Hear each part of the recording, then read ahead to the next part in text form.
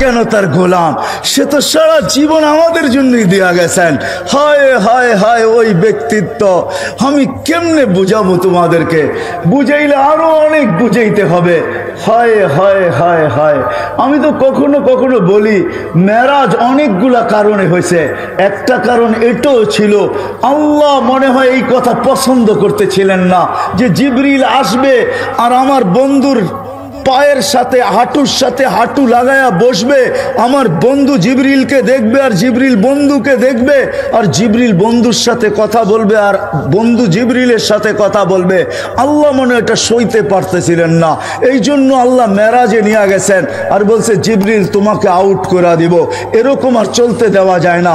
আমি বন্ধুকে ডাইকা নিব, তোমাকে আউট করে দিব, বন্ধুকে পাশে বসাবো, আমি বন্ধুকে দেখবো, বন্ধু আমাকে দেখবে, আর বন্ধু বলবে আমি শুনবো, আমি বলবো বন্ধু শুনবো, তুমি আও।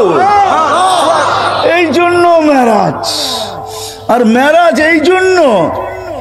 এই জন্য আল্লাহ সবাইকে আমাদেরকে নিজ ইচ্ছায় সমগ্র সৃষ্টিকে গঠন দিছেন।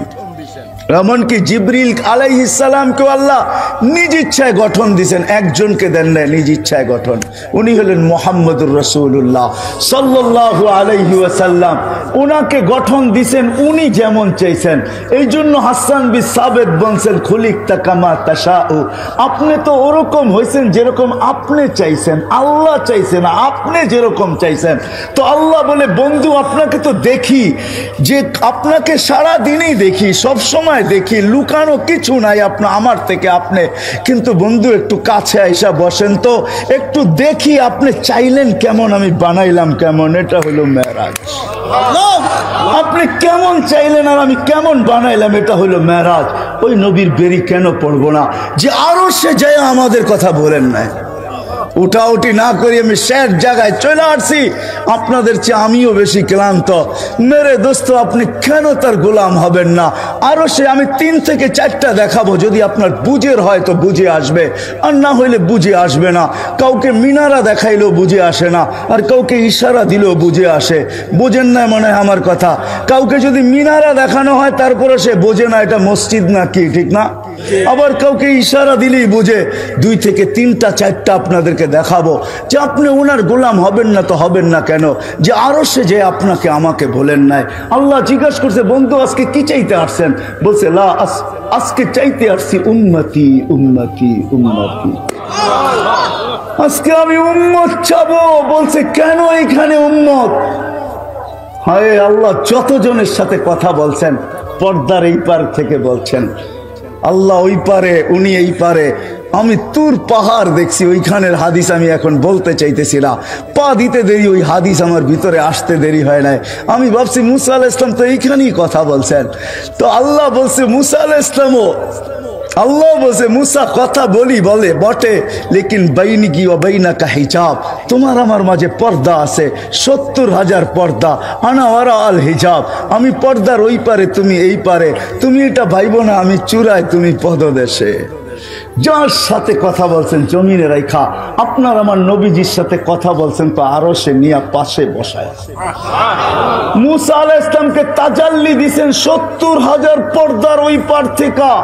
40 দিন পর্যন্ত বেহুশের মতো ছিলেন, 40 দিন টানা। যারা দেখতে গেছিলেন সব মারা গেছেন, উনি শুধু বেঁচে ছিলেন। 40 দিন বেহুশের মতো ছিলেন। কিন্তু আপনার আমার নবী পাশাপাশি বসে আছে। কবা কাউসাইনিয়াও আদনা, তীর আর ধনুক থাকতো তো আপনাদেরকে আমি কাছাকাছি দেখাইতে পারতাম প্র্যাকটিক্যালি। এরকম কাছে বসা ছিলেন, কোনো পর্দা ছিল না। ওইখানে হারায় যাওয়ার কথা ছিল কিন্তু হারায় নাই, সব হারায় গেছে। না হাসানের কথা, না হোসাইনের কথা, না আলীর কথা, না ফাতেমার কথা। অথচ হাসান হোসেন কলিজার টুকরা একদিন 2 নাতি আইসা পাশে বসা, 2 জনে 2 রানের ভিতরে বসা গেছে আর বলতেছে নানা যান আপনি উত্তম না আমরা 2 জন। তো নানায় বইলা দিছে ফট করে আমি উত্তম। 2 জনে বস হাসতে হাসতে কুটা কুটা। আল্লাহ রসুল বলে এত হাসো কেন? কয় জবাব হয় নাই। কয় মানি? কয় জবাব হয় নাই। কয় মানি? আমরা 2 জন উত্তম। কয় কি কইরা? কয় বলেন আমাদের আব্বাকে। কয় বলো তো। আব্বার পরিচয় দিয়া বলতেছে আবু কালাইসা বিশাই, আপনার আব্বা তো আমাকে আব্বার সামনে কিছুই না। আমাকে আম্মা জানরে চিনেন? তো বলছে আম্মাজানকে, তো আম্মাজানের পরিচয় দিয়ে বলতেছে উম্মুকা লাইসা বিশাই, আপনার মা তো আমার মার সামনে কিছুই না। আমাগো নানাজান রে চিনেন? তো পরিচয় দিয়া বলতেছে জাদ্দুকা লাইসা বিশাই, আপনার নানাজানের তো মানুষ নামই জানে না। এইখানে ওলামারে জিজ্ঞাসা করলে অনেকজনের নাম বলতে পারবে না যে হুজুর সাল্লাল্লাহু নানাজানের নাম কি। ওনার নানার নাম ছিল ওহাব, আমেনা বিনতে ওহাব। আপনার নানাজানের তো মানুষ নামই জানে না। তো আল্লাহ রসুল দুইজনরে উঠায় চুমাইতে চুমাইতে বলতেছে তোমরাই উত্তম। ওই হাসান হোসাইন চান নাই, ও গৌসিয়ার মানুষ আপনাকে আমাকে চাইছেন। আল্লাহর কাছে যুক্তি দিছেন, লজিক দিছেন, আমি এইখানে চাবো না, কেন চাবো না? আল্লাহ বলছে এইখানে উম্মত, বলে কেন চাবো না? একদিকে আনতা রব্বুল করিম আনা নবিয়্যুর রহিম, একদিকে আপনি রব্বে করিম, একদিকে আপনি রব্বে করিম, একদিকে আমি নবিয়্যুর রহিম। কাইফা তুযাইয়ু হাযিল উম্মাহ বাইনাল করিমি ওয়ার রহিম। আপনারা আমার মাঝে থাকা সত্ত্বেও উম্মত জাহান্নামে চলে যাবে, তো যাবে কি কইরা? আমি মনকে বুঝাবো তো বুঝাবো কি কইরা? তো আল্লাহ সান্ত্বনা দিতেছে, বন্ধু আনা মালিক ইয়াউমিদ্দিন আনতা সাহিবা ইয়াউমিদ্দিন, আমি কিয়ামতের মালিক বটে, বাদশা তো আপনিই, চিন্তা করেন কেন? লা ইউখজিকা ফি উম্মতিক। এই জন্যই আল্লাহ রাসূল বলতেছে লেওয়াউল হামদি বিয়াদি, কিয়ামতের মাঠের আল্লাহর ঝান্ডা আমার কাছে থাকবে, আমার কাছে। শাফাতে কুবরা এই কথাই বুঝায় যে কিয়ামতের বাদশা মুহাম্মদুর রাসূলুল্লাহ সাল্লাল্লাহু আলাইহি ওয়াসাল্লাম। ১৬ লক্ষ নবী বলবে, ৩১২ জন রসুল বলবে, ৪ জন উলিল আজমে মিনার রসুল বলবে, আমরা এই অধিকার রাখি না। তোমরা আমাদের কাছে ছুটলে লাভ হবে কি? হিসাব কিতাবের জন্য। মুসা আলাইহিস সালাম বলবে যাও বাদশার কাছে যাও, আল্লাহর রসুলের সন্ধান দিবে, উনার কাছে সবাই আসবে, নবী আসবে, রসুল আসবে, সারা দুনিয়ার মানুষ আসবে। কিয়ামত আদম থেকে নিয়ে কিয়ামতের সকাল পর্যন্ত মানুষ আসবে। আল্লাহর রসুল বলে আনা আহলু, আমি এর অধিকার রাখি। তখনই সেজদায় পড়বেন। আল্লাহ মনে হয় বাদশার সেজদার অপেক্ষায় ছিলেন। আর যখন সেজদায় পড়বেন তো আল্লাহ চিৎকার দিবে ইরফা রাসাক, বন্ধু মাথা উঠান, আমি নামতেছি। অপেক্ষাই তো ছিলাম যে আপনি চাইবেন কবে, আমি আসব কবে। নামান, উঠান মাথা। যে কিয়ামতের মাঠের বাদশা হয় কিয়ামতের মাঠে যাবে, কিন্তু নিজের মাকামে বসবে না, হয় মাকামে মাহমুদের চেয়ারে বসবে না, শুধু হাত রেখা দাঁড়ায় থাকবে। আল্লাহ বলবে বসেন না কেন? বলে বসলে আমাকে বসায় আমার উম্মতকে পুলসিরাত পার করায় দিতে চাইতেছেন, আমি বসবো না। আমি বসলে উম্মতের জন্য 3 জায়গায় ছুটবে কে?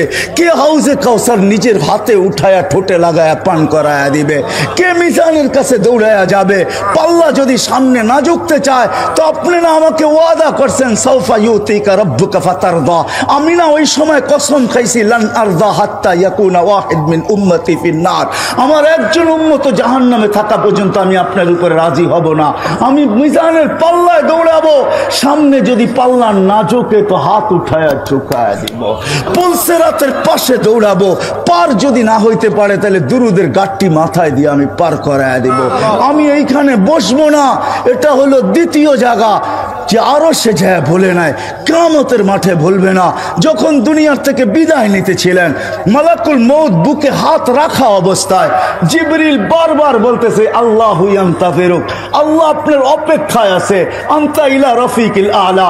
তখনও চোখে পানি। যার 9টা ফ্যামিলি ছিল, কারো ঘরে খাওয়া ছিল না, নিজেও ক্ষুধার্ত ছিল। আম্মা জান আয়েশা রাদিয়াল্লাহু তাআলা আনহা চিত্র তুলে ধরছেন যে আমাদের ঘরে বাতি জ্বালানোর মতো তেল ছিল না, যদি থাকতো তো খিদা নিবারণের জন্য এটাকে পান করে নিতাম।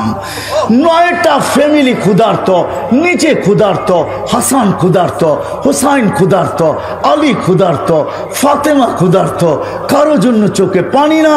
জিবরিল জিজ্ঞাসা চোখে পানি তো পানি কেন?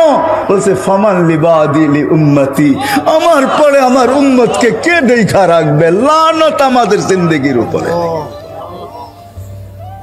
ও বাংলার মানুষ, আমি বুঝাবো তো বুঝাবো কেমনে? কিভাবে আমি বুঝাবো? আল্লাহ যদি আমাকে পাওয়ার দিতেন তো আপনাদের বুক ফাইরা আমি ঢুকায় দিত। ওই পাওয়ার আল্লাহ আমাকে দেন না। যে নবী দুনিয়ার থেকে যাওয়ার সময় চোখে পানি নিয়ে যাইতেছে আর চিৎকার দিতেছে ফামাল্লি বাদিলি উম্মতি, আমার পরে উম্মতকে কে দেখা রাখবে।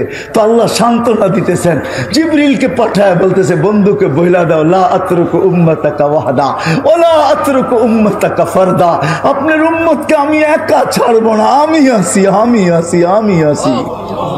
হ্যাঁ ওলামা বুঝবে কি বুঝবে না আমি জানি না, আপনারা বুঝবেন কি আমি বুঝবেন জানি না। প্রতি জুমা ওলামারা খুতবার ভিতরে পড়ে ইন্নাল্লাহ ওয়া মালাইকাতাহু ইউসাল্লুনা আলান নবী ইয়া আইয়ুহাল্লাযীনা আমানু সাল্লু আলাইহি ওয়া সাল্লিমু তাসলিমা।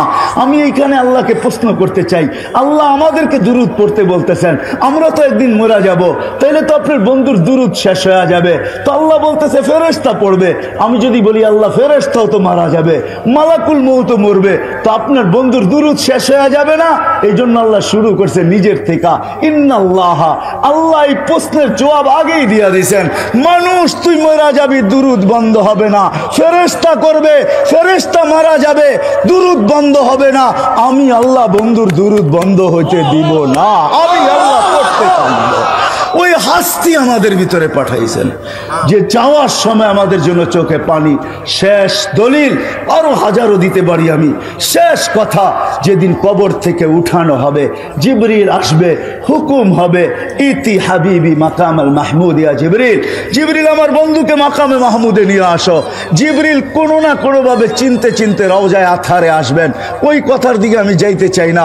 সে পর মারবে আর বলবে কুমিয়া হাবিবি, আল্লাহর রসুল ওঠেন, আল্লাহর বন্ধু ওঠেন, আল্লাহর রসুল উঠবে, ওয়াহুয়া ইয়াবকি ওয়া ইয়াকুল, ওয়াহুয়া ইয়াবকি ওয়া ইয়াকুল, কাঁদতে কাঁদতে উঠবে আর বলতে বলতে উঠবে জিবরিল আইনা উম্মতি, জিবরিল আমার উম্মত কোথায়, কেন আমার রিসিপশনে আসে নাই, তুমি একা আসছো কেন, আওয়াসালা ইলা শাফির জাহান্নাম, আমার উম্মত কি পুলসিরাত পার হয়ে গেছে না কিনারে পড়ে আছে।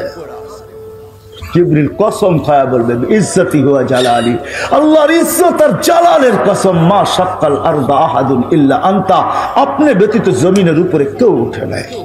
এই জন্য আমি উম্মত এখনো ওঠে নাই। ও মেরে দোস্ত আসেন, আল্লাহ আসান করছে। ওই নবীর গোলাম হয়ে গেলে আল্লাহর গোলামি মেনে নেওয়া হবে। ওই নবীর গোলাম হইতে দেরি, যেটা প্রতি নামাজের ভিতরে ইমামের মাধ্যমে চাই আর ডাইরেক্ট চাই, ওই হেদায়েতের মালা পড়াইতে আল্লাহ দেরি করবে না। আসেন ওই নবীর গোলামি আজকের থেকে জিন্দেগি আমরা গ্রহণ করি, লাইফ স্টাইল গ্রহণ করি। গাউসিয়ার মানুষ রাগ হয়েন না, আমাকে লাইফ স্টাইল আপনারা বুঝায়েন না। আমি তো গত মাসের 23 তারিখে আসছি আমেরিকা থেকে। আমি শাটডাউনের সময় আমেরিকা গেছি, এটা আমার 5ম বার ছিল। আরও 2026 পর্যন্ত আমি যাইতে পারবো। আমার কাছে অ্যাবিলিটিও আছে, ভিসাও আছে, আল্লাহ আমাকে দিয়া রাখছেন। দুনিয়ার কোনো উন্নত দেশ বললেন না যেটার ভিতরে আমি চষি নাই, এরকম কোনো মহাদেশ নাই যেটার ভিতরে আমার পায়ের ছাপ না আছে। অহংকার করে বলতেছি না, লাইফ স্টাইল আমাকে চিনেন না। আমার মতো মানুষের বাংলাদেশে ওয়াজ করতে হয় না। যদি কম্পিউটারের মতো পেন ড্রাইভের ব্যবস্থা থাকতো তাহলে আমি বিরাট বড় এখানে লাগায়া দিতাম। আপনারা এটাকে কি বলেন, যে কি বলেন, এটা প্রজেক্টটা লাগায়া দিতাম আর পেন ড্রাইভের মতো আমার ব্রেন থেকে খুলে দিতাম। দেখতেন কত হাসি আর কত কান্না। এখানে হাজারো কান্না লুকানো আছে, হাজারো হাসি লুকানো আছে। আমাকে অন্য লাইফ স্টাইল আমাকে চিনাইতে হবে না, রাগ হয় না, পায়ে হাত রাখি। আমি বড় লাইফ স্টাইল আলাদেরকে চিনি আর তাদের কান্নাও আমার কাছে সেভ করা আছে। আমি তাদের লাইফ স্টাইলও দেখাবো, তাদের কান্নাও দেখাবো, এখানে সেভ করা আছে, সেভ। ওটা অস্ট্রেলিয়া বলেন আর আমেরিকা বলেন, ইউরোপ বলেন আর জাপান বলেন, উন্নত বিশ্ব বলেন আর যেইখানে বলেন আপনি, আমার কাছে হাজারো সেভ করা আছে। প্রতি সফর আমাকে কাদায়া আনে, কাদায়া। আমি কাঁদতে কাঁদতে আসি, এরকম কোনো সফর নাই। এইবারও আমার সফর শুরু হয়েছে নিউ ইয়র্ক থেকে, শেষ হয়েছে সান ফ্রান্সিসকো। আমি আটলান্টিকের পাড়ের থেকে শুরু করছি, আমি যে প্রশান্তর পাড়ে শেষ করছি, আবার আটলান্টিকের পাড়ে এসে বাংলাদেশে রওনা করছি। আমাকে বুঝাইতে হবে না। আপনারা আমেরিকার কোন সোসাইটির কথা আমাকে বলবেন, যান যান ওই সোসাইটিকে জিজ্ঞাসা করেন আমাকে চিনে কিনা। যান যান অস্ট্রেলিয়ার কোন সোসাইটিকে জিজ্ঞাসা করবেন, একে চিনো কিনা, বলবে আর পায়ের দাগ এখানে রয়ে গেছে, আর চোখের পানি রয়ে গেছে, এ আমাদের হাতে পায়ে ধরে গেছে, কিচ্ছু নাই আমার কাছে। আল্লাহকে দেখানোর মতো কিচ্ছু নাই, একটা আছে, আমি একজন আল্লাহ আল্লাহ রসুলের। বাস মক্কায় গেল এটাও বলি আমি একজন এসার। এসার চিনেন? এসার চিনেন? হ্যাঁ, এসার চিনেন? রিপ্রেজেন্টেটিভ চিনেন? আমি একজন নিজেকে রিপ্রেজেন্টেটিভ ভাবতে চাই, একজন ফেরিওয়ালা ভাবতে চাই। হায় হায়, কিচ্ছু নাই আমার কাছে, এটাই আমার সম্বল, আর কিচ্ছু নাই। যদি এটা আল্লাহ গ্রহণ করে উঠায় নেয়, আমাকে ও সোসাইটি বুঝাইতে হবে না, লাইফ স্টাইল বুঝাইতে হবে না, উন্নত লাইফ স্টাইল আমাকে বুঝান না, অন্য কাউকে বুঝান। যুবক, তোমাদের হাতে পায়ে ধরি, লাইফ স্টাইল দিয়ে কোনোদিন জীবনে সুখ আসবে না। সুখ আসবে মুহাম্মদুর রাসূলুল্লাহর গোলামিতে, সুখ শান্তি আসবে। তুমিও শিখো, গড়ালাদেরকেও শিখাও, বাচ্চাদেরকেও শিখাও। হয় একদিন না, 2 দিন না, 2020-এ আমি যাইতে পারি না প্যান্ডামিকের কারণে, কিন্তু এই বছর গেছি 19-এ, যখন আমি এক এয়ারপোর্ট থেকে বাহির হইতেছিলাম আমেরিকার, তা আমাকে কাদায় দিছে এক মুসলমান বাচ্চা, দাড়ি টুপিওয়ালা দিনদার, মাকে হুইল চেয়ার থেকে যখন রিক্সায় গাড়িতে কোলে করে বসাইতেছিল, পাশেই এক বৃদ্ধা মহিলা দেখে চোখের পানি ঝরাইতেছিল, ইংরেজ। আমি তাকে জিজ্ঞেস করছি, তুই কাঁদিস কেন? বলে, দেখ তার সন্তান তাকে কিরকম বাচ্চার মতো গাড়িতে উঠায়। আমার সন্তান কোথায় হারায় গেছে আমি জানি না। বৎসরে একটা দিন আমার কাছে আসে, যেদিন মাদার ডে হয়, একটা কেক নিয়ে আসে। হয় হয় আমি বৃদ্ধাশ্রম দুনিয়াতে কম দেখি নাই।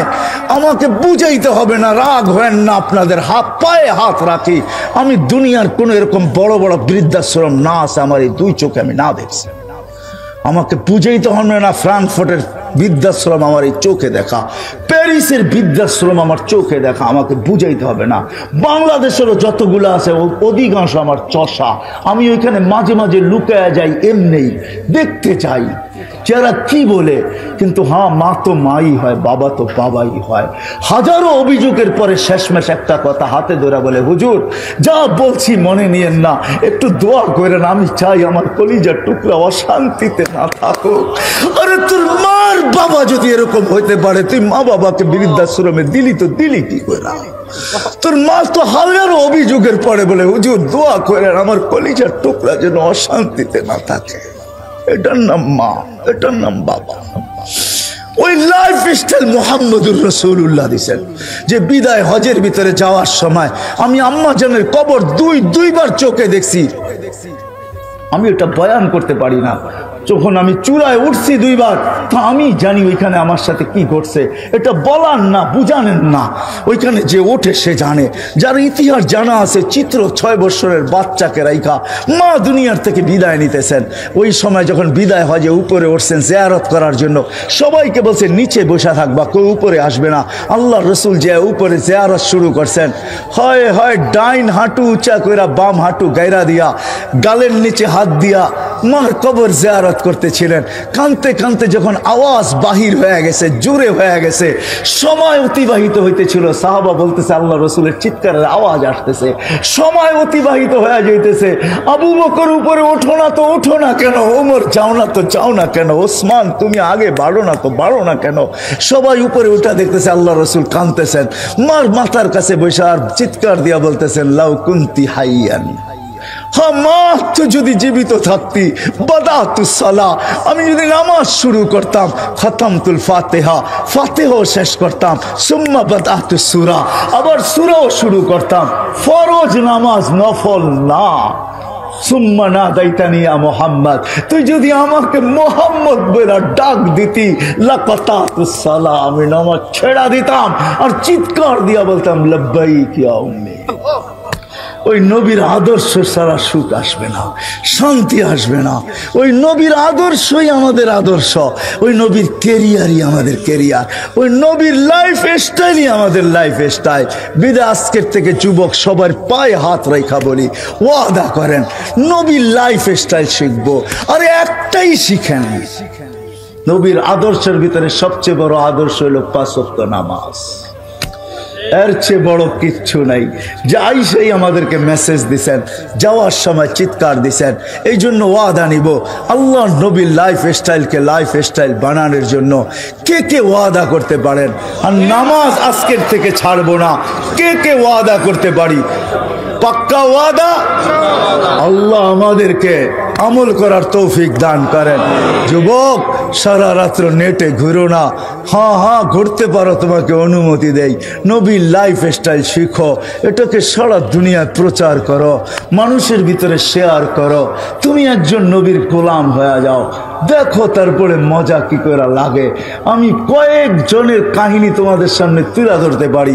আমি বলছি না, বেলাল রাদিয়াল্লাহু তাআলা আনহু, সারা দুনিয়া ঘুরলে হয়তো দেখা যাবে 2-1000 সাহাবীর কবর আমার দেখা বাকি রয়ে গেছে। বাকি সব আল্লাহ আমাকে দেখায় দিছে। হ্যাঁ, উসমান বিন আফফান, ওনার ছেলে মোহাম্মদ কমরু আইল্যান্ডে 13 বছরের ছেলের কবর রাখা আছে। এয়ারপোর্ট থেকে 15 মিনিট লাগে। আমি ফজরের পরে চলে গেছি, দেওয়াল টপকায় ভিতরে নামছি, চাবি ছিল না। এই সময় কে আসবে? সাথী আমার সাথে ছিল। আমি বলছি অনুমতি দাও, বলছে কোনো প্রবলেম নাই, যাও। টপকায় আমি ভিতরে চলে গেছি। আমার বসার দরকার ছিল, যে 13 বছরের ছেলে খাদেম আইসা দরজা খুলে দিছে। সবাই ভিড় জমায়ে ফেলছে, পরিচয় সবাই জানতেন, বীর জমায়া ফেলছে। তো বলতেছিল বৎসরে একবার এইখানের পানি ভারত মহাসাগরের পানি উঁচা হয়, আর এই কবরের সাথে এসব বাড়ি খায়। আমি বলছি একবার হয় কেন? জানি না। আমি বলছি কিতাবের কথা না, আমার মন বলে ভারত মহাসাগর মনে হয় আল্লাহকে বলে, আল্লাহ মদিনায় যায় তো রওজায় আথারে চুমা খাওয়া সম্ভব না। আমার পদদেশে এক মুহাম্মদ শুয়া আছে, যে উসমান ইবনে আফফান জিন নুরাইনের সন্তান, যার মুহাম্মদুর রাসূলুল্লাহর সাথে সম্পর্ক। এই কবরে বৎসরে একবার হইলো আমাকে চুমা খায়া স্বাদ মিটাইতে দাও। বলতে দেরি, মাথায় উঠাইতে দেরি করে নাই যে মুফতি আমরা কোনোদিন ভাবি নাই, তুই এটা ভাবলি তো ভাবলি কি করে? আমার আবেগ বলতেছে। আল্লাহ আমাকে দুনিয়া দেখাইছেন, এই জন্য আসেন ওয়াদা করি যে না, নবীর লাইফ স্টাইলই শিখবো। শিখবেন তো? হ্যাঁ, বাংলাদেশের মতো সুযোগ আল্লাহ কোথাও দেন না। এই দেশের মাটি, মানুষ, বৈশিষ্ট্য, মক্কা মদিনা বাইতুল মুকাদ্দাস ভিন্ন কথা। তিনটা নিয়ে আলোচনা চলে না, তিনটা নিয়ে আলোচনা চলে না, তিনটা নিয়ে কি বলে কম্পেয়ারও চলে না, তুলনাও চলে না। তিনটা নিয়ে বাকি সারা দুনিয়া বাংলাদেশের তুলনা নাই।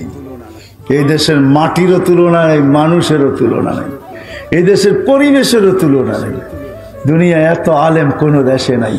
আল্লাহ এই দেশে যত আলেম দিছেন, মক্তব দিছেন, মাদ্রাসা দিছেন, হেফজখানা দিছেন, মসজিদ দিছেন, নামাজি দিছেন, দাড়ি দিছেন, টুপি দিছেন, বুরকা দিছেন, পর্দা নিশিন দিছেন।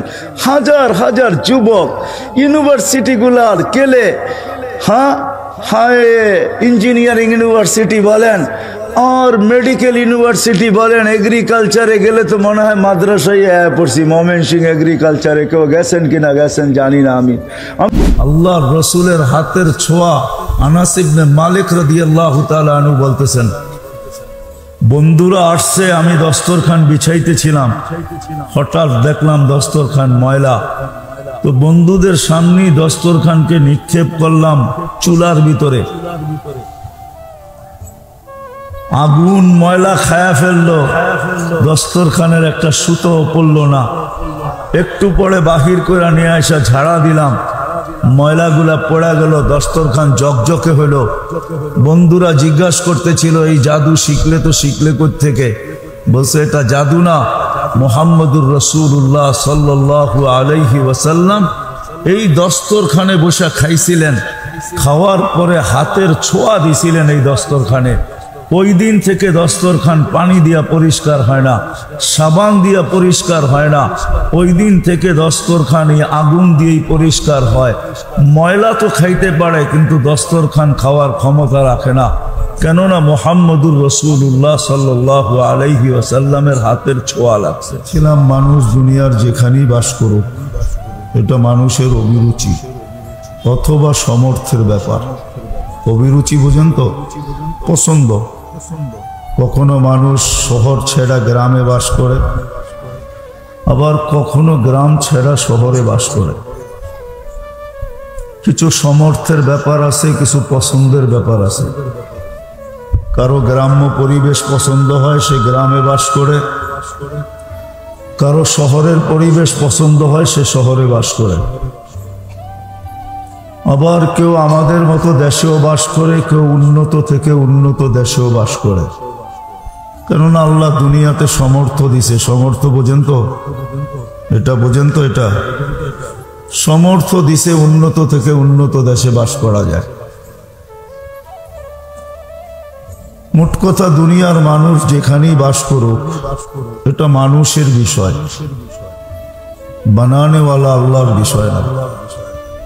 কে কোথায় বাস করে, কার পরনে কিরকম কাপড়, কার বর্ণ কি, কার চেহারার ঢং কি, রং কি, কসম খোদার দুনিয়ার কোনো বস্তু আল্লাহ দেখেন না। যদি রং আর ঢংই আল্লাহ দেখতেন, তাহলে রাবেয়া বসরি নামের কিতাব আমাদের বাড়িতে কোনোদিন পাওয়া যেত না। আমি কিতাব পড়া বলতেছি না, আমি 6 বার রাবেয়া বসরির বাড়ি দেখছি এই 2 চোখে। রাবেয়া বসরির দেশের মানুষগুলো দেখছি। তাহলে রাবেয়ার বসরি নাম এখনো হতো না। আর রাবেয়া বসরি নামে বাংলাদেশের শত মহিলা মাদ্রাসা এখন কোনোদিন হতো না, যদি আল্লাহ রাবেয়ার ঢং দেখতেন আর রং দেখতেন, বংশ দেখতেন, দেশ দেখতেন, বা এলাকা দেখতেন। কোনোটাই আল্লাহ দেখেন না। তাহলে রাবেয়ার নাম কোনোদিন, এতদিন পর্যন্ত, কিয়ামতের সকাল পর্যন্ত রাবেয়ার নাম উজ্জ্বল থাকবে। একজন কৃতদাসী, যদিও রাবেয়া বসরি বলে, বসরা আর বাড়ি না, আর বাড়ি ইথিওপিয়া। এখনো বাড়িটা রাখা আছে ঐতিহ্য হিসাবে, সারা দুনিয়ায় প্রসিদ্ধ হয়ে গেছে বিদায়। পুরান ঐতিহ্য হিসাবে রাবেয়ার বাড়িটা এখনো রাখা আছে। বেলাল রাদিয়াল্লাহু তাআলা আনহুর বাড়ি থেকে 1 থেকে 1.5 ঘন্টা ড্রাইভ, গাড়িতে 1.5 ঘন্টা বসলে রাবেয়ার বাড়ি পৌঁছা যায়। আল্লাহ যদি রং আর ঢং দেখতেন, তাহলে রাবেয়ার নাম কোনোদিন এই পর্যন্ত উজ্জ্বল থাকতো না। 33 বছর বয়সে রাবেয়া মারা গেছে। মারা যাওয়ার আগেই বিধবা। রাবেয়ার যুগে কারা কারা ছিল ওলামাদের ভালো মতে জানা আছে। কত বড় বড় আল্লাহ ওয়ালারা ছিল ইরাকের, বসরা, পুরা ইরাক ভূখণ্ডের কত বড় বড় আল্লাহ ওয়ালারা ছিল। তো আল্লাহ রঙও দেখেন না, ঢংও দেখেন না। যদি রং দেখতেন, ঢং দেখতেন, তাহলে রাবেয়ার নাম কোনোদিন উজ্জ্বল হইতো না, নক্ষত্রের মতো এখনো চমকাইতে থাকতো না। যদি আল্লাহ রং ঢং দুনিয়ার কোন জিনিস দেখতেন, তাহলে বেলাল রাদিয়াল্লাহু তাআলা আনহুর নাম এখন পর্যন্ত উজ্জ্বল কেন, কিয়ামত পর্যন্ত কেন? কিয়ামতের মাঠেও বেলাল রাদিয়াল্লাহু তাআলা আনহু যেখানে থাকবে ওইখানে কেউ থাকবে না। আমি 2-4টা দেখাইতেছি। বেলাল রাদিয়াল্লাহু তাআলা আনহুর হাতে মুয়াজ্জিনদের ঝান্ডা থাকবে কিয়ামতের দিন। উনি মুয়াজ্জিনদের সর্দার হবে। কিয়ামতের মাঠের ভিতরে ওনার মর্যাদা সবচেয়ে উঁচা হবে। গর্দান উঁচা মানি মর্যাদা উঁচা, সবার উপর দিয়া ওনাকে দেখা যাবে। কিয়ামতের দিন আল্লাহ ডাইকা বলবে, আযদিন লানাল ইয়াউমা ইয়া বেলাল, আজকে একটা আজান শোনায় দাও। আল্লাহ রঙও দেখেন না, ঢংও দেখেন না, বংশও দেখেন না, এরিয়াও দেখেন না, কে কি খায় পড়ে এটাও দেখেন না, কত উচ্চাঙ্গের ঘরে থাকে, উচ্চ ঘরে থাকে না ঝুপড়িতে থাকে, আল্লাহ এটাও দেখেন না। সোসাইটিও দেখেন না। যদি দেখতেন তাহলে আবু তালেবের হারানের কোনো সুযোগ ছিল না। আবু তালেব মুহাম্মদুর রাসূলুল্লাহ সাল্লাল্লাহু আলাইহি ওয়াসাল্লামের চাচা, যার রক্ত পান করলে জাহান্নাম হারাম হয়। বাবুল হেজামার ভিতরে আছে সাহাবী রসুলকে আল্লাহ রসুল পচা রক্ত শিঙা দেওয়ার পরে বাহির করে দিছিলেন যে নিক্ষেপ করে আসো। অন্তরালে যে চাইটা খায়া ফেলছে। যখন ফিরা আসছে তো জিজ্ঞাসা করছে রক্ত, যা করতে বলছেন তাই করছি। তো জোরে যখন জিজ্ঞাসা করছেন তো বলছে ইয়া রাসূল আল্লাহ, বাহিরে নিক্ষেপ করতে বলছিলেন, আমি পেটে নিক্ষেপ করে দিছি। বলছে পেটে কেন নিক্ষেপ করলে? বলে সুগ্রাণ ছাড়া কিছু ছিল না। মনকে বুঝাইতে চাইতেছিলাম, কিন্তু জিহ্বা যে কখন চাইটা ফেলছে তাও জানি না। আল্লাহ রসুল বলছে এই শরীর আর জাহান্নামে যাবে না। যদি বাহির হওয়া রক্ত চাটার দ্বারা এটা জাহান্নামে না যায়, তো আবু তালেবের শিরায় উপশিরায় মোহাম্মদুর রসুল্লাহর রক্ত ছিল, রক্তের সম্পর্ক ছিল, যেটাকে ব্লাড সম্পর্ক বলে, রক্তের সম্পর্ক ছিল। আপন চাচা, শুধু আপন চাচাই শেষ না। বহায়রা রাহেব যখন জিজ্ঞাসা করছিল এই ছেলের বাবাকে, তো সবার আগে ছুটা যে আবু তালেব বলছিল আমি এই ছেলের বাবা। তো বহায়রা রাহেব বলছিল তুমি মিথ্যা বলতেছো, আমার কিতাব তো বলে এই ছেলের বাবা নাই, তুমি বলতেছো এই ছেলের বাবা আমি। বলছে তোমার কিতাবই সত্য বলছে, আমি আসলে বাবা না, আমি তার চাচা। কিন্তু 6 বছর 6 মাস বয়স থেকে আমি তার লালন পালন করে আসতেছি। বিদায় এখন বাবা আমি ব্যতীত আর কেউ নাই, বাবাও নাই মাও নাই। 6 বছর বয়সে মা মারা গেছেন। মেরে দোস্ত 44 বছর বুকে রাইখা বাতিজাকে পালছেন। মুস্তাদরেকে হাকিমের রিওয়ায়াত আছে, উম্মে আইমান আল্লাহর রাসূলের পেশাব বুলে পান করছেন। সহি রিওয়ায়াত আছে মুস্তাদরেকে হাকিমে। আল্লাহর রাসূল বলছে যতদিন বেঁচে থাকবে উম্মে আইমান তোমার কাছে ক্ষুধা কোনোদিন আসবে না। যদি পেশাবে ক্ষুধা না আসে তো যেই রক্ত শিরা উপশিরায় দৌড়াইতেছে ওই রক্তে আবু তালেব জাহান্নামে যায়, তো যায় কি করে? শুধু এইখানেই শেষ না, আল্লাহর রাসূলের হাতের ছোঁয়া। আনাস ইবনে মালিক রাদিয়াল্লাহু তাআলা আনহু বলতেছেন, বন্ধুরা আসছে, আমি দস্তরখান বিছাইতেছিলাম, হঠাৎ দেখলাম দস্তরখান ময়লা। তো বন্ধুদের সামনেই দস্তরখানকে নিক্ষেপ করলাম চুলার ভিতরে। আগুন ময়লা খায়া ফেললো, দস্তরখানের একটা সুতো পড়লো না। একটু পরে বাহির করে নিয়ে আসা ঝাড়া দিলাম, ময়লাগুলা পড়া গেল, দস্তরখান জকজকে হলো। বন্ধুরা জিজ্ঞাসা করতেছিল এই জাদু শিখলে তো শিখলে কোত্থেকে? বলছে এটা জাদু না, মুহাম্মদুর রাসূলুল্লাহ সাল্লাল্লাহু আলাইহি ওয়াসাল্লাম এই দস্তরখানে বসে খাইছিলেন, খাওয়ার পরে হাতের ছোঁয়া দিছিলেন এই দস্তরখানে। ওই দিন থেকে দস্তরখান পানি দিয়া পরিষ্কার হয় না, সাবান দিয়া পরিষ্কার হয় না। ওই দিন থেকে দস্তরখান এই আগুন দিয়েই পরিষ্কার হয়। ময়লা তো খাইতে পারে কিন্তু দস্তরখান খাওয়ার ক্ষমতা রাখে না, কেননা মুহাম্মদুর রাসূলুল্লাহ সাল্লাল্লাহু আলাইহি ওয়াসাল্লামের হাতের ছোঁয়া লাগছে। যার হাতের ছোঁয়া লাগলে দুনিয়ার আগুন খাইতে পারে না। না জানি ছোট বয়সে কত যুগই চাচার বুকের ভিতরে ঘুমাইছেন, কেননা মাও ছিলেন না বাবাও ছিলেন না।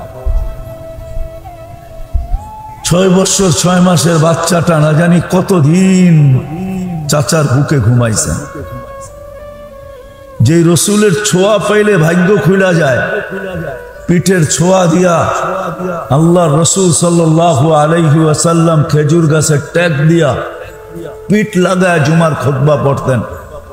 ওলামা বসা আছে, মেম্বরে পা দিতে দেরি, খেজুর গাছের চিৎকার বাহির হইতে দেরি হয় নাই।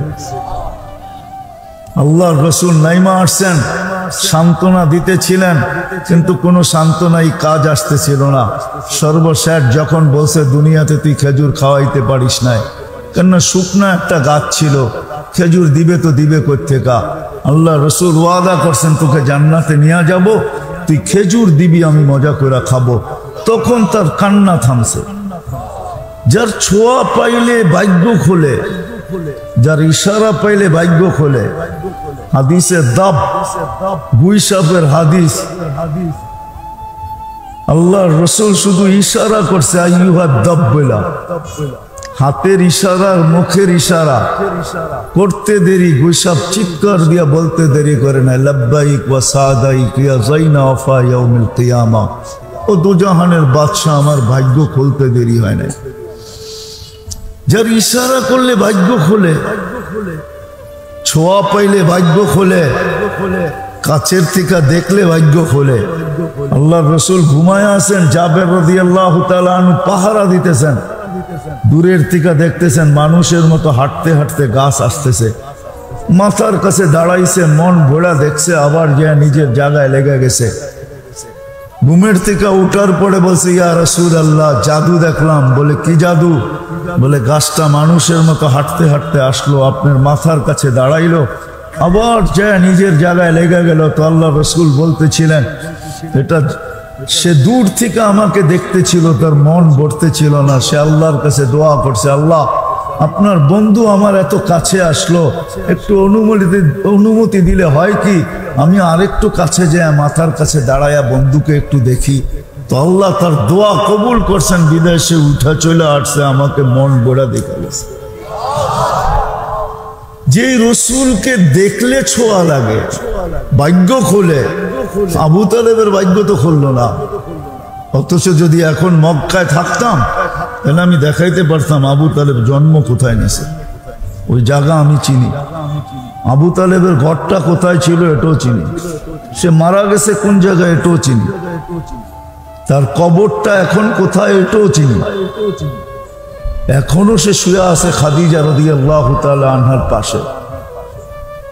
আর যেই কবরস্থানে শুয়ে আছে সারা দুনিয়ার ওলামারা ওই কবরস্থানকে জান্নাতুল মুআল্লা বলে, উপরের জান্নাত, জান্নাতুল মুআল্লা।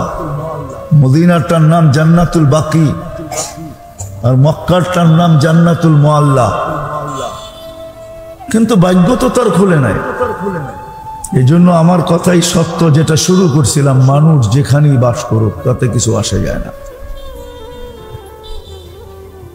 বর্ণ যেমনই হোক আল্লাহ এটা দেখেন না, গঠনও দেখেন না, বর্ণও দেখেন না, বাসাও দেখেন না, কাপড়ও দেখেন না, চোপড়ও দেখেন না, গড়ও দেখেন না, বাড়িও দেখেন না, বংশও দেখেন না, বুলিও দেখেন না, দুনিয়ার কোনো জিনিসই দেখেন না।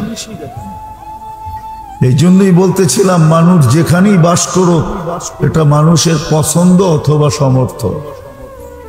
সমর্থ থাকলে দুনিয়ার যেই কোথাও বাস করতে পারে, আবার পছন্দ নাইলে গ্রামগঞ্জে সিলেটে যা দেখেন লন্ডনই বাড়ির অভাব নাই, থাকে লন্ডনে একটা বাড়ি গ্রামে বানায় রেখা দিছে। কি সিলেটে গেছেন কখনো? গেলে দেখবেন শত শত না হাজার হাজার লন্ডনী বাড়ি রাখা আছে। বিক্রমপুরে যায় দেখবেন শত শত বাড়ি বানানো আছে, থাকে না কেউ, মাঝে মাঝে আসে, পছন্দ তার গ্রামে একটা বাড়ি থাক। জামালপুরেও পাওয়া যাবে কিছু লোক এরকম যারা বাস করে বিভিন্ন জায়গায় বানায় রাখছে, গ্রামের ভিতরে একটা বহুত সুন্দর একটা বাড়ি বানায় রাখছেন ডিজাইনের, আছে না নাই? মানুষ যেখানেই বাস করুক তাতে কিছু আসে যায় না। চলেন শর্টে যে ততটুকু বোঝানো যায় কে কোথায় বাস করলো, মানুষ যেখানেই বাস করুক তাতে কিছু আসে যায় না। আল্লাহ এগুলা দেখেন না, আল্লাহ শুধু দেখেন, শুধু দেখেন এই ছোট জীবনটা যেটা 60-70 বছরের, এর বেশি কেউ পায়ও না, আমরা হয়তো পাবো না। হাদিসই যখন আছে কালিলুম মা ইয়াতাজাওয়াজুন, 70-এর উপরে যারা থাকবে তাদেরকে প্রত্যেক এলাকায় হাতের করে গোনা যাবে। এই উম্মত 60-70 বছর দুনিয়ায় থাকবে, এর বেশি কেউ থাকে না, এর বেশি কেউ থাকবেও না। বিদায় আল্লাহর বিষয় হলো এই ছোট্ট জীবনটাকে কে গড়লো, এই ছোট্ট জীবনটাকে কে তৈরি করলো, এই ছোট্ট জীবনটাকে কে প্রস্তুত করলো, এটাই হলো আল্লাহর বিষয়। চেহারা কিরকম এটা আল্লাহর বিষয় না, কে কত সুন্দরী এটা আল্লাহর বিষয় না, কার চেহারা কিরকম এটা আল্লাহর বিষয় না। যদি বিষয় হইতো তাহলে বেলাল কোনোদিন এই জায়গায় পৌঁছতে পারতো না যেইখানে বেলাল রাদিয়াল্লাহু তাআলা আনহু মর্যাদা নিয়ে এখন বসে আছে। কৃতদাস ছিলেন, কৃতদাস। বাড়িটা এখনো উন্নত জায়গায় না, বাড়িটার চতুর্দিকে এখনো কোনো বিল্ডিং শিল্ডিং নাই, পাহাড়ের নিচে ছোট্ট একটা ঝুপড়ি এখনো ঐতিহ্য হিসাবে রাখা আছে। আমি 6 বার গেছি ওনার বাড়িতে। ওই দেশের মানুষগুলো এখনো পছন্দ হয় না। বেশিরভাগ মানুষই মনে হয় আল্লাহ কোনো ডাইসের ছোঁয়াই দেন না, না রং না ঢং, রঙও নাই ঢংও নাই। কিছু কিছু দেখলে তো এমন হাসি পায়, কোনো ফ্যাক্টরিওয়ালা ওদের পায়ের জুতা বানায় না। এত লম্বা লম্বা পাও কোত্থেকে বানাবে? অর্ডার দিয়ে বানায় নিতে হয়। তাহলে বেলাল রাদিয়াল্লাহু তাআলা আনহু ওইখানে যেতেন না যে জমিনে চলতেন, জান্নাতে পদধ্বনি শোনায়া দিতেন। আমি তো অন্যভাবে বলি, যদিও কেউ আঙ্গুল উঠান, আমার মনে হয় বেলাল এটাই বলতেছিল যে আমি কৃতদাস হইতে পারি, ইথিওপিয়ার হইতে পারি, রঙ্গে ঢঙ্গে কালো হইতে পারি। আপনি একা একা জান্নাত ভ্রমণ করবেন এটা হবে না। দুনিয়ার সবাইকে ফাঁকি দিয়া জান্নাত ভ্রমণ করবেন এটা হবে না।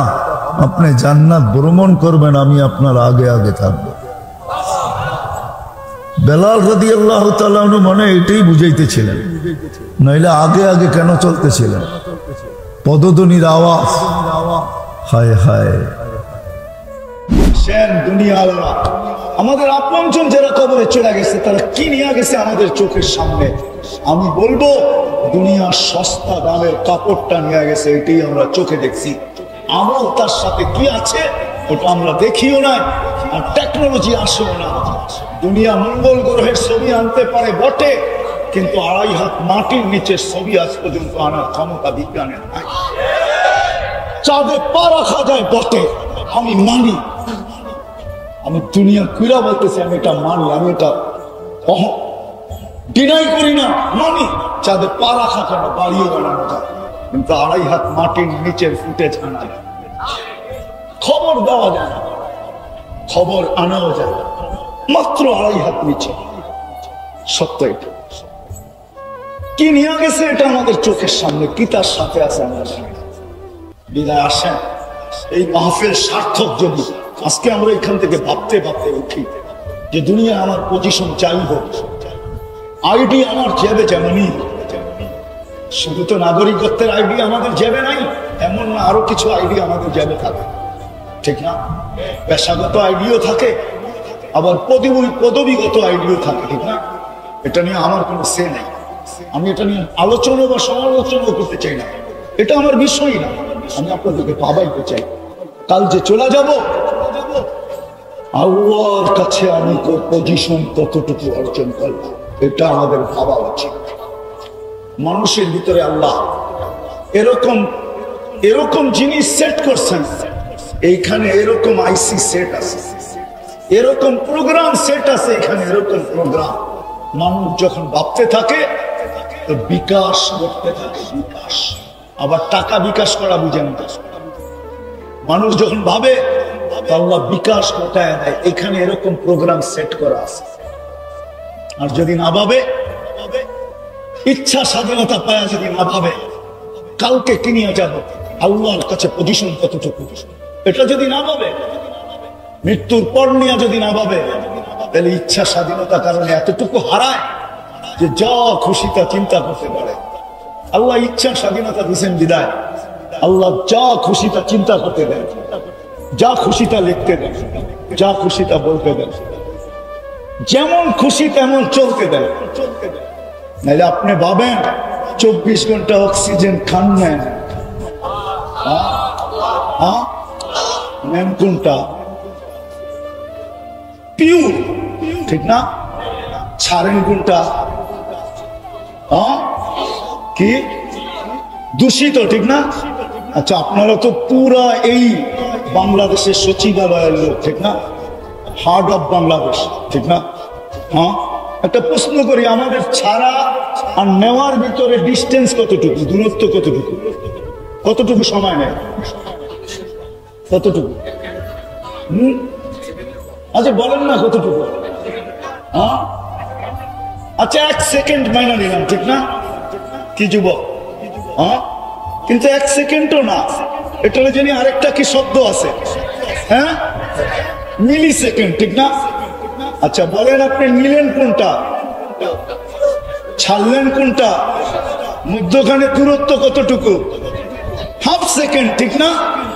এই হাফ সেকেন্ডের ভিতরে যে দূষিতটা ছাড়লেন, এটাকে আবার রিফাইন করে পিওর আপনাকে কে কইরা দেয়? আমাকে বলেন কে কইরা দিল?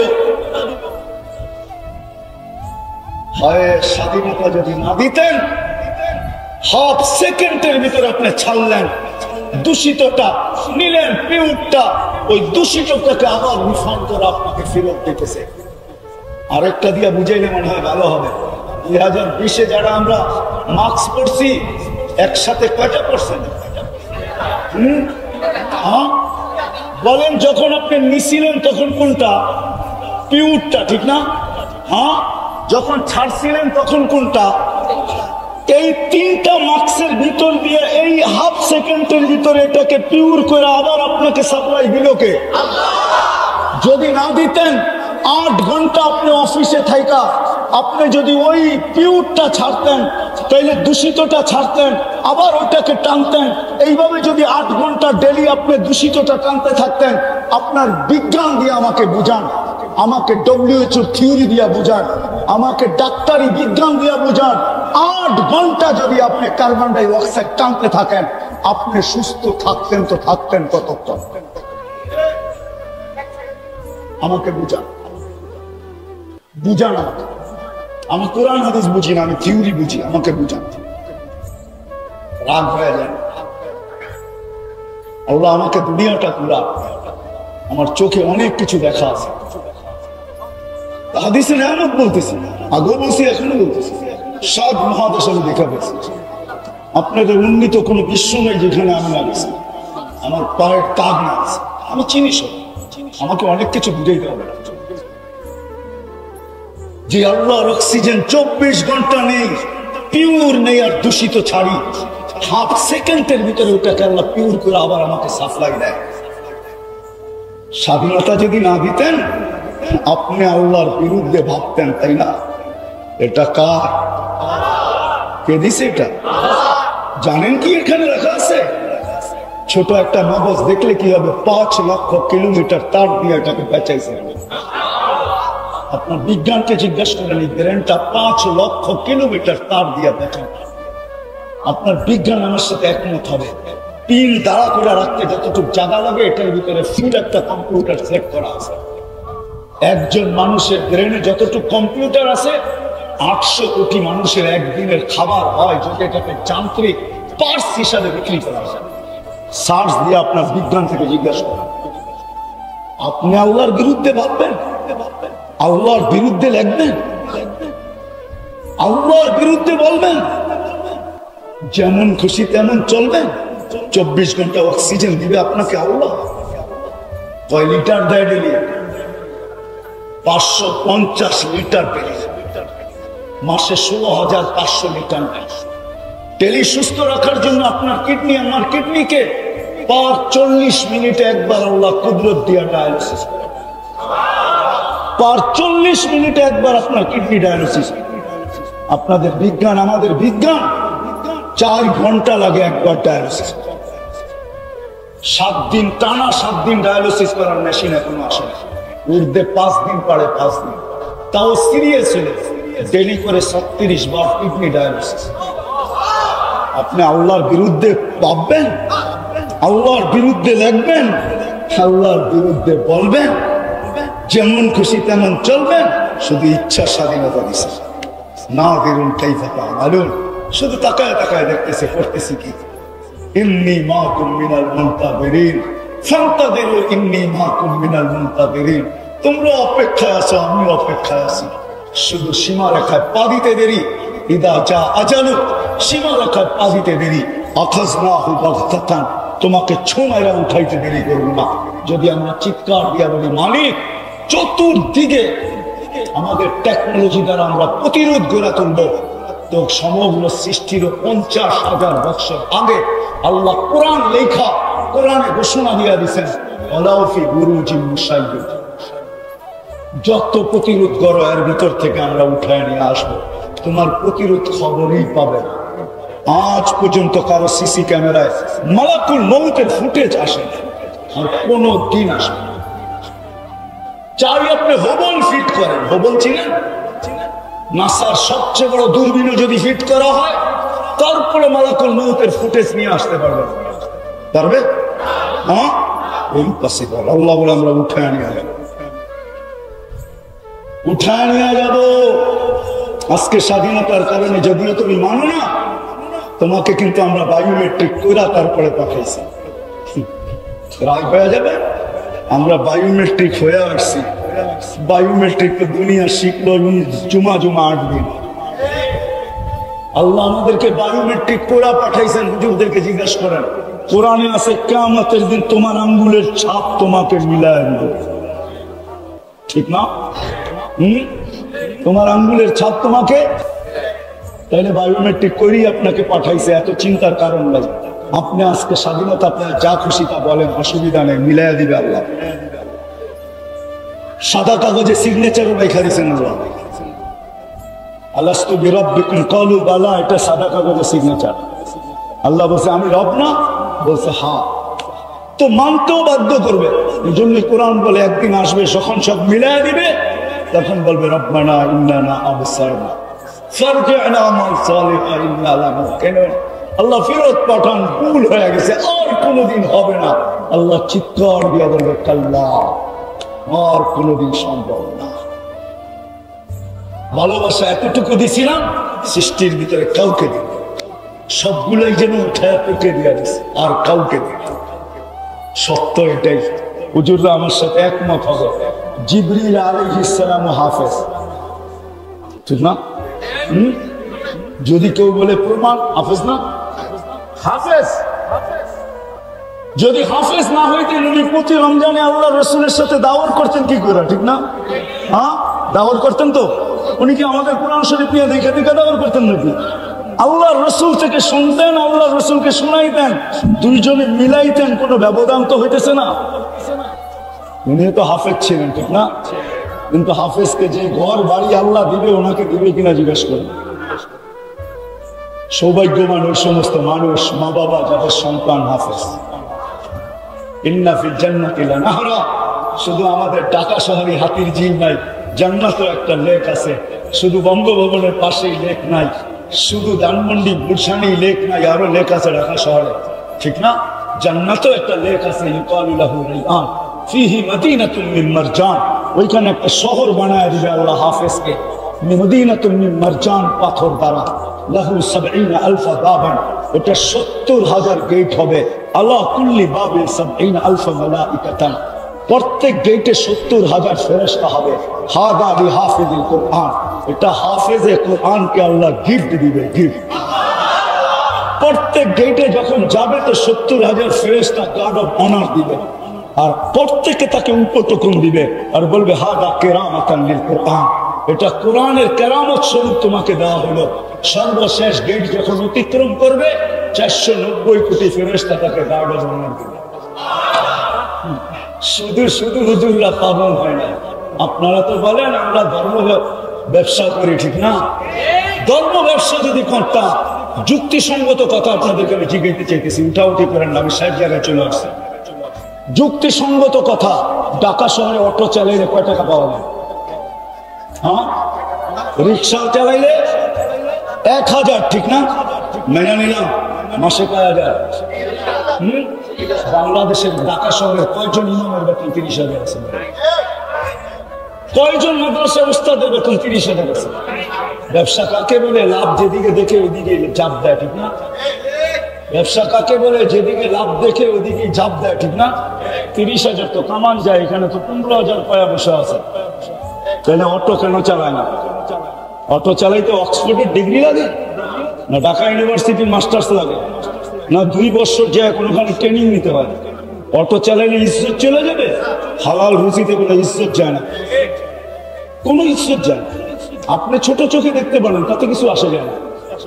রিক্সা চালানোওয়ালা যদি ভাবে যে আল্লাহর কাছে পরিচয় কতটুকু আমার, আজকে যদি ভাবে আর ওই অনুযায়ী বেশি দিতে হবে না। আমি তো বলি 32, একটু আগে বলছিলাম, যদি শুধু 32 মিনিট ডেলি আল্লাহ দিয়া দেয়, আল্লাহকে দিয়া দেয়, ও সারাদিন পরে ঘরে ঢুকবে তো কসম খোদার রব্বে কাবার কসম, ও এরকম ঘরে ঢুকবে যেরকম ওর মা ওকে এই মুহূর্তে জন্ম দিল। নিষ্পাপ, হাদিসে কুদসি আছে, নিষ্পাপ ঘরে ঢুকবে।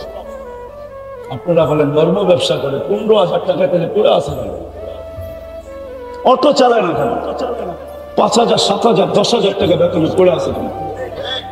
দায়িত্ব কাঁধে এই জন্য পড়ে আসে, নাহলে পড়া থাকতো না। ও কিছু বুঝা পড়ে আছে, আপনি যেরকম কিছু বুঝা দৌড়াইতেছেন, ও কিছু বুঝা পড়ে আছে।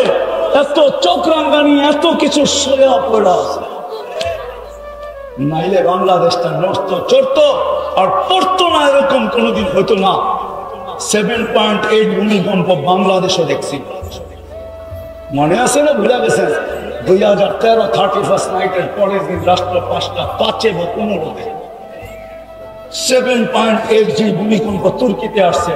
আলহামদুলিল্লাহ আমাদের দেশে একটা মাটির ঘরেও একটা সুতার দাগ দেওয়া যেতে পারে না। মাটির বিল্ডিং তো বিল্ডিং, কেন জানেন? এই 30,000-এর উপরে হেফজোখানা রাত্র 4টার সময় ওঠে, 30,000 হেফজোখানার ওস্তাদ রাত্র 4টার আগে ওঠে। আল্লাহ লাল সবুজের এই ছোট্ট পরিধিটাকে এক আধ্যাত্মিক সুরক্ষার চাদর দিয়ে ঢাকা দেয়, যার কারণে ওটা নড়ে চড়ে পড়ে না। ভূমিকম্প কম আসে না, ডিসেম্বরে 6.1 আসছিল। বাংলাদেশের 99 জন জানে না ভূমিকম্প আসছে। ওইটাও ঠিক ফজরের জামাত দাঁড়ায় তখন আসছিল ডিসেম্বরে, ঠিক না? 6.1, ঠিক না? বলেন দুনিয়াতে 6.1 কোন দেশে আসছে? আর বিপর্যয় ঘটায় না, আমরা তো জানি না। আল্লাহ এই দেশটাকে সুরক্ষিত রাখছেন এই জন্য। আপনারা তো বেড়া বেড়ান, এরা ধর্ম ব্যবসা করে, খোদার রাস্তে পায়ে হাত রাখে, এমন আঙ্গুল আমাদের দিকে উঠে। হইতে পারে আল্লাহ সইতে নাও পারে। 2 দিনের ব্যবধানে কিন্তু 2টা ভূমিকম্প বাংলাদেশে চলে আসছে, একটা সিলেটে, একটা টেকনাফে। একটা 4.3 ছিল, একটা 4.1 ছিল। 2টা কিন্তু 2 মাথা, সিলেটও 1 মাথা, টেকনাফও 1 মাথা। হ্যাঁ, জানেন না? জানেন না? হ্যাঁ, খুদারা আসেন আজকে একটু ভাবেন। বেশি দিতে হবে না আল্লাহকে, আল্লাহ ভালোবাসে। যদি 32 মিনিট আল্লাহকে দিয়ে দেয় আর ডেলি একটু ভাবি যে আল্লাহর কাছে আমার অবস্থান কত, ভাবনা বিকাশ করতে ভাববেন, রাস্তা আপনার সামনে খুলে আসবে। কিন্তু আমি রাস্তা দেখায় দিতেছি, কি ভাববেন? ভাববেন? হ্যাঁ, 32 মিনিট আল্লাহকে ডেলি দিবেন। 32 রাকাত নামাজ পড়তে 32 মিনিটের বেশি লাগে না। কি রাজি? দেখি কে কে।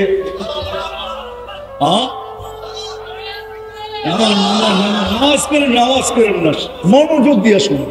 আর সর্বশেষ বাবার পরে আপনি যদি ভাবেন তাহলে ইনশাআল্লাহ বিকাশ করবে। যদি নাও ঘটে তবে রাস্তা দেখা দিয়ে গেছে। হক্কানি আলেম ওলামা আল্লাহ ওয়ালাদের সাথে নিজেকে যত বেশি পারেন, জলদি পারেন, নিজেকে সংযুক্ত করেন। হক্কানি আলেমদের সাথে সংযুক্ত করেন, নিজেকে আল্লাহ ওয়ালাদের সাথে সংযুক্ত করেন। তাইলে ইনশাআল্লাহ রাস্তা আপনার সামনে খুলে চলে আসবে। চলে তো যাব, দুনিয়ার থেকে কিনিয়া যাব, এটা তো সত্য, চোখে দেখতেছি। কিন্তু এর পিছনে আরেকটা নেওয়ার আছে। এই জন্যই যে ঘরে লাশ হয়, কেউ মারা যায়, একটা ফেরেশতা চিৎকার দিয়া বলে জাহাবাতিল আমওয়াল, এই ব্যক্তির সমস্ত অর্জন হাতছাড়া। মিয়া কি যাবে তা তোমাদের চোখের সামনে, বাকিয়াতিল আমাল, সঙ্গে শুধু আমল যাবে। খায়রা ফা খায়রা, ভালো যদি হয়তো সে ভালো পাবে, শাররা ফা শাররা, খারাপ যদি হয়তো একাই ভোগ করতে হবে। এই জন্যই আলী রাদিয়াল্লাহু তাআলা আনহু বলেন, কবরের পাশ দিয়ে যখন মানুষ যায় তো 2টা হুকুম কবরের পাশ দিয়া যখন কেউ যায় তো মুসলমানকে হুকুম দিছেন, কিতাবে হাদিসে আলেম মনীষীরা হুকুম দিছেন, যখন যাও তো একটু স্লো কইরা হইল একবার সুবহানাল্লাহ পড়া কবরবাসীকে দিয়া যায়। একবার সুবহানাল্লাহ পড়ে হইলেও কবরবাসীকে দিয়া যায়। ওখানে বড় অসহায় আছে, বড় আলী রাদিয়াল্লাহু তাআলা আনহু বলেন, যখন তোমরা যাও তো কবরওয়ালা চিৎকার দিয়া বলে, ইনতাকালনা মিন দারিল গুরুর, তোমাদের মতো আমরাও ছিলাম, কিন্তু এইখানে আসার পরে জানতে পারলাম ওটা পুরাটাই ধোকার একটা ঘর ছিল, ধোকা, মরিচিকা ছিল, ধোকা ছিল, সম্পর্ক ধোকা, সবকিছু ধোকা। কথা লম্বা হয়ে যাবে নাইলে আমার, তারপরও বলতেছি এই মজমায় কয়জন পাবো আমি, এই মজমায় কয়জন পাবো আমি জানি না, যে ডেলি 2 রাকাত নফল বেশি পড়ে, এই নিয়তে পড়ে যে আল্লাহ মা চলে গেছে, বাবা চলে গেছে, আমি 2 রাকাত নফল পড়লাম, 1 রাকাত বাবাকে দিয়েন, 1 রাকাত মাকে দিয়েন। এরকম অভ্যস্ত এই মজমায় কয়জন আছে যাদের মা বাবা নাই আমি জানি, যে আমি ডেলি অভ্যস্ত শুধু 2 রাকাত নামাজ পড়ি, আর আল্লাহকে বলি 1 রাকাত মা, 1 রাকাত বাবাকে দিই। তাহলে কত বড় ধোঁকা। আমরা তো তাদেরই সন্তান, সন্তান হওয়া সত্ত্বেও আলী রাদিয়াল্লাহু তাআলা আনহু বলে, কবরের পাশ দিয়ে যখন যাও তো কবর চিৎকার দেয়, ইনতাকালনা মিন দারিল গুরুর, দোকান ঘরের থেকে আমরা চলে আসছি, ছিলাম, চলে আসছি, তোমরা আসছো, তোমরা চলে আসো, ইলা দারিল গুরাবা, এক অপরিচিত জগতে চলে আসছি। সাহায্য করাও যায় না, খবর নেওয়াও যায় না, দেওয়াও যায় না, এইখানে বিলকুল অপরিচিত, আমারটা আমাকেই ভোগ করতে হচ্ছে। এই জন্য আসা 32 মিনিট ডেলি আল্লাহকে দিব, ভাববো যে আল্লাহর কাছে পজিশন কত, আর পজিশন নিয়েই যেতে হবে, এটাই সব। তৃতীয়, হক্কানি আলেম ওলামা আল্লাহ ওয়ালাদের সাথে যত তাড়াতাড়ি পারি নিজেকে সংযুক্ত করি, কারণ আল্লাহ রসুলের ভবিষ্যৎবাণী আছে, একটা দিন আসবে ঘুমের থেকে উঠা দেখবে এদেরকে উঠায় নিয়ে গেছে। সত্য এরকম। 2020 আর 21 আপনারা মানবেন আর না মানেন, কিন্তু আমার ওলামা মানবে, সারা দুনিয়াকে আল্লাহ শূন্য করে বড় বড় আলেমদেরকে নিয়ে আসছে। সত্য তো? কি হুজুর ভুল বলতেছি?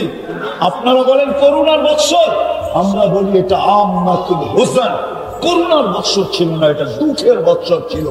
বড় বড় আলেমদেরকে উঠায় আল্লাহ নিয়ে আসছে, যারা দুনিয়ার বৃত্তি ছিল, বৃত্তি। আমরা না, আমাদের কোনো ভ্যালু আল্লাহর কাছে তেমন নাই, আমাদেরকে নিয়ে ফুটবলও খেলতে পারেন, কোনো অসুবিধা নেই। এই জন্য ওদেরকে আল্লাহ উঠায় নিয়ে গেছেন, বড় বড় আলেমরা চলে গেছে, বাকি কিছু এখনো আছে, তাড়াতাড়ি সংযুক্ত হন, একদিন ঘুমের থেকে উঠা দেখবেন এরাও চলে গেছে। তখন আল্লাহ দুনিয়াকে নিয়ে খেলবে, এটা সত্য, খেলবে, এটাও পুরো হাদিসে আছে। তখন আল্লাহ দুনিয়াকে নিয়ে কি করবে? খেলবে, আল্লাহ খেলবে। খেলারও একটা শেষ আছে, আল্লাহ বলে তোমরা যতই খেলো একদিন আমিও খেলবো। আমি অন্য তর্জমা করলাম, ওলামায়ে কেরাম রাগ হবেন না, অন্য তর্জমা করলাম, তোমরা খেলো আমরাও খেলো।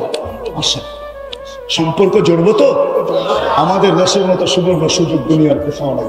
আর ইনশাআল্লাহ যতদিন আমাদের দেশে এই পরিবেশগুলো থাকবে, এরকম দিনই মাহফিল হতে থাকবে, মসজিদ, মাদ্রাসা, মক্তব, হেফজখানা, নামাজি, পর্দা নিশির যে একটা পরিবেশ আমাদের দেশে বর্তমানে আছে, এটা যতদিন টিকা থাকবে, আমার বিশ্বাস, আমি মনের অন্তরের অন্তঃস্থল থেকে বলতেছি, যত দুর্যোগের স্লোগানই দেওয়া হোক, আমাদের দেশে কোনো বিপর্যয় আসবে ইনশাআল্লাহ আসবে।